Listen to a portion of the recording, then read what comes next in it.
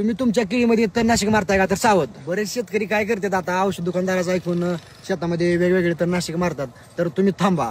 तर तणनाशक मारू नका. तणनाशक जर जेवढं तुम्ही मारचाल तेवढा त्याचा इफेक्ट तुमच्या पिकावरती होणार आहे. होणार काय, जर समजा तुम्ही स्प्रे घेताना तुमच्या झाडावरती तो स्प्रे पडला तर ते झाड 7 ते 8 दिवस तुमचं स्ट्रेसमध्ये जाणार आहे, त्याच्यावर ताण येणार आहे आणि त्या आलेल्या ताणामुळं तुमचं झाड ते लहान राहणार आहे आणि त्याच्या तुलनेत बाकी झाड 7-8-10 दिवसांनी पुढे जाणार आहे. तर मग बघा काय नाही, आपला हा प्लॉट 4000चा आहे. आपल्याला तुम्ही बघू शकता की ते आपण ह्याला काय जरी झालं तर ह्याला खुरपूनच घेणार आहे. बायांत कोण खुरपून घ्या. त्यामुळे होणार काय की तुम्ही तणनाशकचा इफेक्ट तुमच्या पिकावरती होणार नाही, तर झाडाची वाढ चांगली होणार आहे. तुमची झाड स्ट्रेसमध्ये जाणार नाही. ती खुरपणामुळे होणार काय की तुमची जमीन जी आहे ती पूर्ण हवा खेळती राहणार आहे, मोकळी मोकळी जमीन होणार आहे. त्यामुळे वापसा कंडिशन लगेच येणार आहे खुरपाण्यामुळे. तुम्ही सहसा खुरपानच करा. तणनाशक शक्यतो शेतकरी मित्रांनो टाळा.